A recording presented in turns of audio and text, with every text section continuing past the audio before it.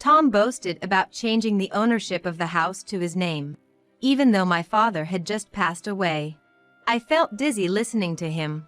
Changing ownership isn't that simple. I thought maybe Tom was misunderstanding something. Now the house is mine. LOL. If you have a problem with that, let's get a divorce. LOL. Fine, let's divorce then. But won't you regret it? To my surprise, Tom responded in a dumbfounded voice. Huh? I won't regret it. LOL. With a face as if he wanted to say, "Are you kidding me?" Tom replied. So, he won't regret it. Then I won't hold back. And I don't want to hear any complaints later. I smirked at Tom's naive thinking. My name is Emily. I'm 35 years old and a city office worker. With my serious personality, I feel it's the perfect job for me. My parents were overjoyed when I passed the civil service exam. That's because my father always told me to choose a stable career. It's uncertain whether being a city office worker will always be stable. But for now, I think I can continue this job without any problems. There's a reason why my father emphasized stability. After graduating from university, my father joined a startup. The company only lasted a few years, and he struggled to find another job. He then started his own restaurant and steadily expanded the business. Since most of the locations were renovated vacant or owned properties, the rent was only a small amount. Over 35 years, he accumulated significant wealth, but he also faced many challenges. So, he probably didn't want me to go through the same hardships. I'm content with my stable city office worker job. I might not be rich, but I live comfortably. I just hope for peaceful days ahead. I'll be home late tomorrow. Don't need dinner. How many times has Tom told me this? While washing the dishes, I dried my hands and turned to respond. Again?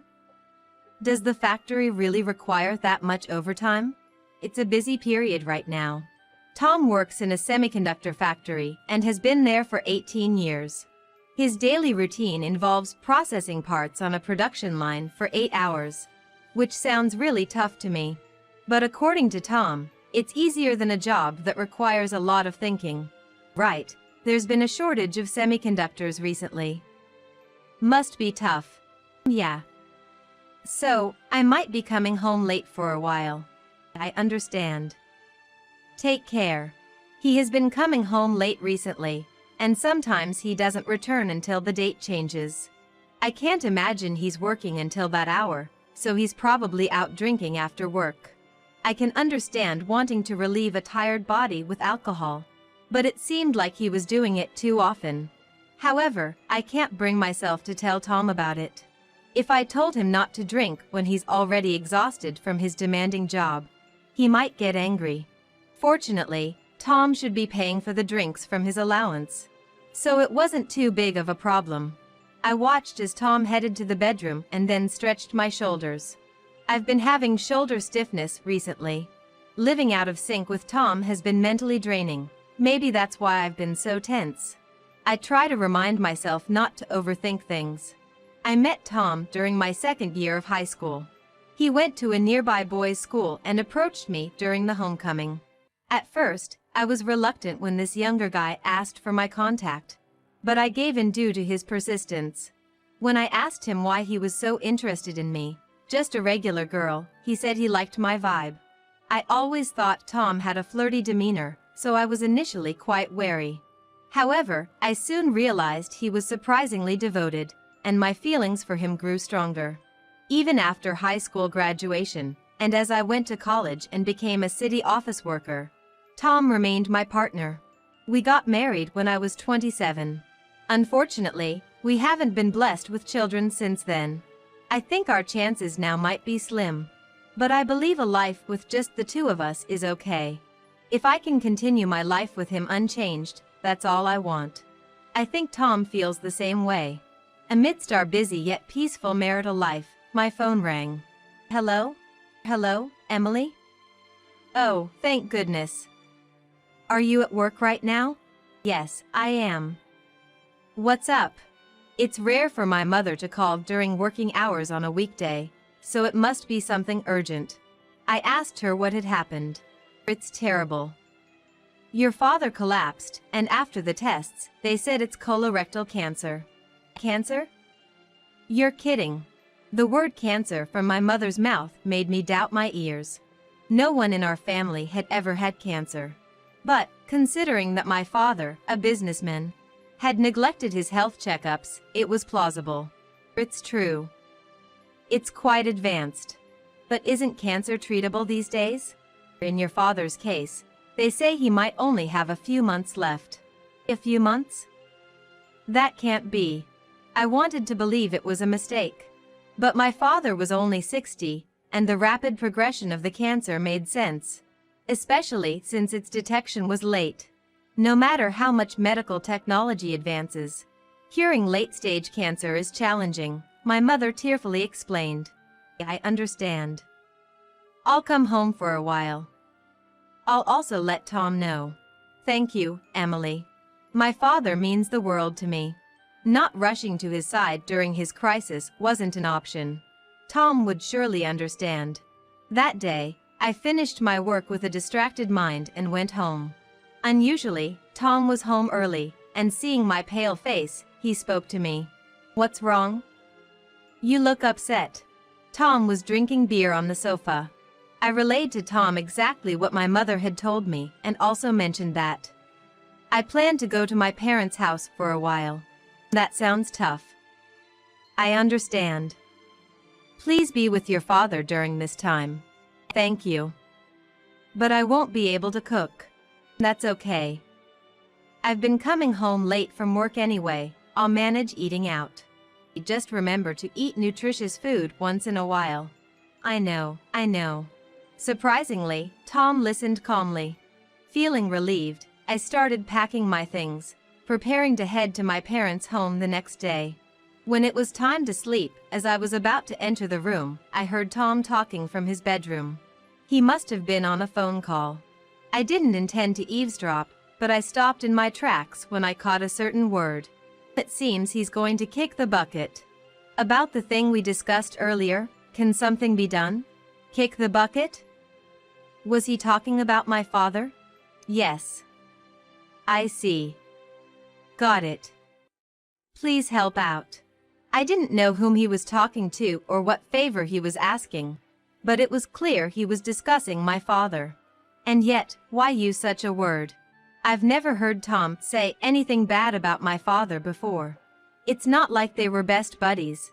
But I didn't think Tom was cold-hearted enough to not be concerned about my ailing father. Yet, was he suggesting that he didn't care about my father? Even though he's terminally ill, my father is still alive. To discuss such matters with a stranger, something's amiss.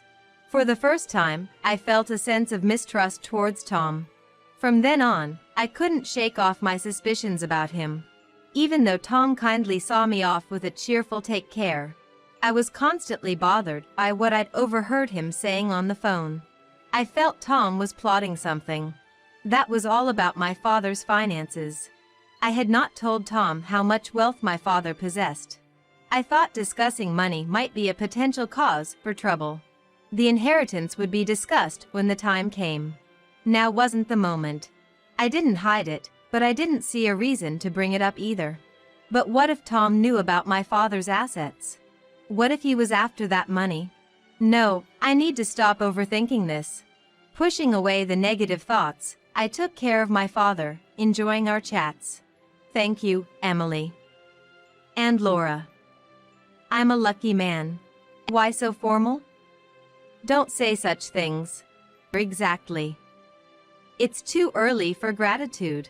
As my mother and I tried to lighten the mood with laughter, only my father sat there with a contented smile, as if he had accepted his fate. That final chapter with my father ended 3 months later. My mother and I weren't prepared for this sudden goodbye. During the funeral, I felt numb, unable to accept the fact that he was gone. Tom, on the other hand, seemed as lively as a fish in water, which made me suspicious. It took about a week after the funeral for my emotions to stabilize. One day, as I was drinking alone in the living room, Tom approached. Ah, finally, all the bothersome stuff is over. Leaning back with crossed arms and a cold look, he said this. Bothersome? Yeah. I was hoping your father would pass away sooner. But when he did, the funeral and all were quite a hassle. What kind of language is that? A person died, my father. How dare you say such a thing? I couldn't believe what Tom was saying and confronted him. Just as I suspected. Tom had been wishing for my father's early departure. I remembered the phone call I had overheard before. What was Tom's real intention? So, when do we get the inheritance?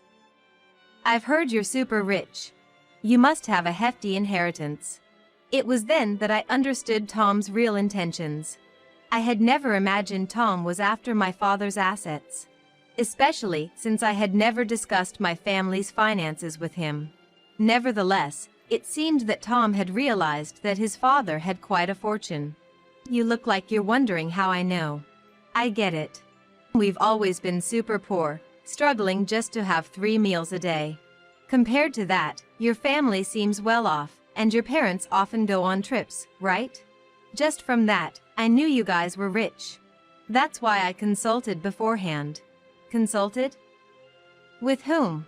After Tom gleefully speculated about my family's financial situation. He indeed mentioned consulting someone. I recalled the day I heard Tom on the phone in his bedroom, wondering if that was the consultation he was referring to. I have a lawyer acquaintance. I asked him about Grandpa's inheritance. I'm going to get that inheritance for sure, haha. Really now? I was shocked that he discussed my father's inheritance with a stranger without my consent, especially when my father was still alive. I began to question if the man in front of me was truly my husband. I should be getting a response soon. Look forward to it, haha. Saying only that, Tom returned to the bedroom. He probably intended to contact the lawyer again. I was taken aback by Tom's outrageous behavior. Who on earth would investigate his wife's family inheritance without permission? Inheritance is a matter of my family, not something for Tom to interfere with. Growing suspicious of Tom's actions, I found it hard to speak with him. For some time, we lived in a Cold War, but the situation took a drastic turn a month later. Setting aside Tom's talk about inheritance, my father's assets were rightfully passed on to my mother and me. I inherited a fancy house worth $2 million from my father, and it felt overwhelming. I had no immediate plans to move into the inherited house, but it felt too precious to leave untouched. I pondered whether to turn it into a vacation home or sell it, when Tom spoke to me after a long silence. Hey Emily, how have you been? Haha. The irony of asking how have you been when living in the same house was not lost on me. I ignored his words and picked up a nearby book. Don't ignore me. I changed the name on the house you inherited to mine, haha. Upon hearing those shocking words, I looked up from the book I was about to read. What do you mean? I asked the lawyer I talked about to handle the procedure. The procedure to change the ownership? Exactly. I couldn't believe it. Not only that he did such a thing behind my back, but also the lawyer who accepted such a request. The house is now mine. If you have a problem with it, we can divorce, haha. Even though my father had just passed away, Tom was gleefully boasting about changing the name on the house. I felt dizzy. It shouldn't be so easy to change the ownership of a property. I thought maybe Tom was misunderstanding something. I contemplated whether to confront him now or plan a proper revenge later. His actions infuriated me, and it wasn't something I could easily forgive. I wanted to devise a proper plan and get back at him. Fine, let's divorce. Won't you regret it? Thinking I wouldn't agree to a divorce so easily, Tom responded with a surprised what? No, I won't regret it, haha. Tom replied with a face that seemed to say, are you stupid? So, he wouldn't regret it. Fine, then. If he comes crying later, it's not my problem. I smirked internally at Tom's naive thinking. After that, I used every means at my disposal to investigate Tom's background. First, I took paid leave and thoroughly searched Tom's room while he was at work. Tom's messy room was very dirty, with various items scattered on the floor. Among them, I found something and discreetly picked it up. I then fiddled with the computer on Tom's desk and opened the communication app. So this person is a lawyer. The exchange with a man named Robert White was truly terrible. Most of it was about money. And it was about how to steal money from us. I sighed in disbelief.